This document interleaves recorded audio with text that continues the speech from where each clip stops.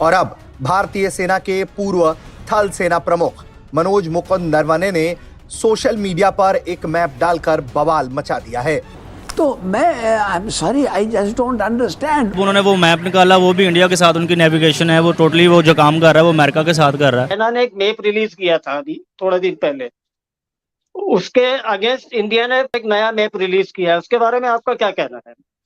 आपने देखा होगा, मैंने भेजा भी था आपको। मैंने देखा है वो मैप। चाइना को उसी की भाषा में सबक सिखाने का काम किया है। Today we have a very, very solid answer from India. So, do you know this man? So his name is Manoj Narvane. अभी खबर ये चल रही है वो एयरफील्ड बना रहे हैं, फाइटर एयरफील्ड बना रहे हैं लद्दाख वाले एरिया में, अनाउंस कर चुके हैं। और दूसरे पाकिस्तान साइड पे कभी कोई प्रोटेस्ट, कभी कोई प्रोटेस्ट। यही इनफ है चाइना की बोलती बंद करने के लिए। इंडिया का जो ऊपर जाने का ना, उधर देखिए ना कि वो डेमोक्रेसी है, आज तक कोई फौजी हुक्मरान नहीं आया। ये चाइना वालों ने शरारत करी, आपको मालूम है हमारे लोग भी कोई कम नहीं है। BRI जो बेल्ट रोड इनिशिएटिव जिसको पाकिस्तान में CPEC कहा जाता है, पहले ही वो मुश्किलात का शिकार है।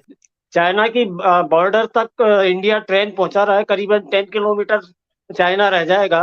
वो वंदे भारत जैसी मतलब VIP ट्रेन चलेगी, तो अब आपके लिए तो आसान हो जाएगा। कमाल देखिए आप पंचोली जी, भी हिम्मत की दाद देता हूं मैं मोदी जी की, भी ये कहते हैं कि आप चाइना को जवाब क्यों नहीं देते। उसके अगेंस्ट इंडिया ने एक नया मैप रिलीज किया है। उसके बारे में आपका क्या कहना है? आपने देखा होगा, मैंने भेजा भी था आपको। मैंने देखा है वो मैप। पहली बात यह है कि चाइना ने बेवकूफी करी, बिकॉज कहीं ना कहीं वो भारत को तंग करना चाहता है इन चीजों से। लेकिन मैंने एक चीज नोट करा है कि मोदी जी हैं या उनकी गवर्नमेंट है, उनके ऊपर रत्ती भी फर्क नहीं पड़ा। उन्हें मालूम है ये सिर्फ एक भ्रमित करने के लिए, G20 से पहले कांग्रेस को और अपोजिशन को कुछ मुद्दा देने के लिए, डिस्टर्बेंसेस क्रिएट करने के लिए, इनको कटघरे में खड़ा करने के लिए ये क्रिएट किया गया है। इसका कोई भी सिग्निफिकेंस नहीं है। और जो भारत का जो आप मैप बोल रहे हैं कि भारत ने निकाल दिया, मैंने वो देखा है, मैं अभी स्क्रीन पे लगा भी रहा हूँ। ये चाइना वालों ने शरारत करी, आपको मालूम है हमारे लोग भी कोई कम नहीं है। और सर अभी ये आपने सुना होगा कि चाइना की बॉर्डर तक इंडिया ट्रेन पहुंचा रहा है, करीबन 10 किलोमीटर चाइना रह जाएगा। वो वंदे भारत जैसी मतलब VIP ट्रेन चलेगी, तो अब आपके लिए तो आसान हो जाएगा। गाड़ी से वहां तक आ जाइए और 10 किलोमीटर अपना घूमते घामते और चले आइए ट्रेन में बैठ के दिल्ली सीधा।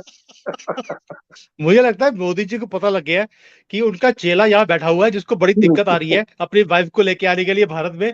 उन्होंने भी एक वंदे भारत शुरू कर दी। और देखिए कमाल देखिए आप पंचोली जी, भी हिम्मत की दाद देता हूं मैं मोदी जी की, भी ये कहते हैं कि आप चाइना को जवाब क्यों नहीं देते। राहुल गांधी एंड पार्टी, जो पूरे ऑपोजिशन सारे चोर इकट्ठे हो गए कि आप चाइना को जवाब नहीं देते। इससे ज्यादा बढ़िया जवाब मुझे नहीं लगता कोई हो सकता है। जितनी टनल्स हमारे बॉर्डर पे बन रही हैं, ऑल वेदर रोड्स हैं, वहां पे 6-6 महीने हमारे आर्मी के लोग जा नहीं सकते थे, उनको खाना पहुंचता नहीं था। अभी पूरे बॉर्डर के ऊपर अपने एयर स्ट्रिप्स बन रही हैं, मिलिट्री बेसिस बन रहे हैं, टनल्स बन रही हैं। आई एम सरप्राइज, ट्रेन पहुंच रही है चाइना की बॉर्डर तक। इससे ज्यादा खतरनाक चीज कोई और हो नहीं सकती। वो भी वंदे भारत, भगवा कलर होगा ट्रेन का और वो बॉर्डर तक पहुंचेगी। यही इनफ है चाइना की बोलती बंद करने के लिए।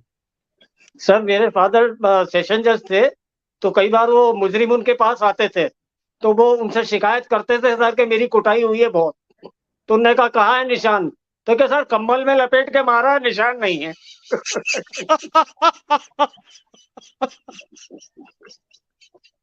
तो ये चाइना की भी मोदी जी ऐसे ही कुटाई कर रहे हैं। देखिए मैं रहता चाइना में हूँ, लेकिन जब इनकी कुटाई होती है सबसे ज्यादा खुशी मुझे होती है, ये भी बता दूं आपको मैं। BRI जो बेल्ट रोड इनिशिएटिव जिसको पाकिस्तान में CPEC कहा जाता है, पहले ही वो मुश्किलात का शिकार है। इसके बारे में प्रोपेगेंडा किया जाता है, बल्कि उसमें कुछ हकीकत भी है कि ये एक डेट ट्रैप है जिसमें वो भारी कर्जे देकर भारी इंटरेस्ट के ऊपर मुल्कों को ट्रैप करने का प्लान है चाइना का, जिसकी एक मिसाल श्रीलंका के सामने नजर आती है। दूसरा उनको सेटबैक ये है कि इस वक्त लोग उनसे बेजार नजर आ रहे हैं BRI से।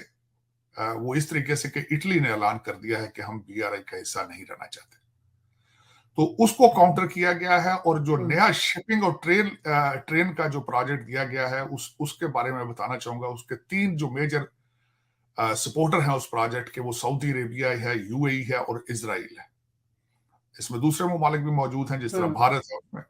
अब उसके बारे में ये बताना चाहूंगा कि ये 3 ममालिक क्या हैं, जो बड़े की प्लेयर्स हैं वो कौन है। की प्लेयर्स में से जब सऊदी अरेबिया आगे आता है, they are oil rich country, और इस वक्त जो यूक्रेन की वार का सबसे ज्यादा फायदा सऊदी अरेबिया ने उठाया है, सबसे ज्यादा पैसा उन्होंने बनाया है रशिया एम्बार्गो की वजह से। अमेरिका ने जो सैंक्शंस लगाई थी इसके रशियन ऑयल के बारे में, उसका सबसे ज्यादा फायदा सऊदी अरेबिया ने उठाया है। ये वर्ल्ड बैंक की रिपोर्ट है।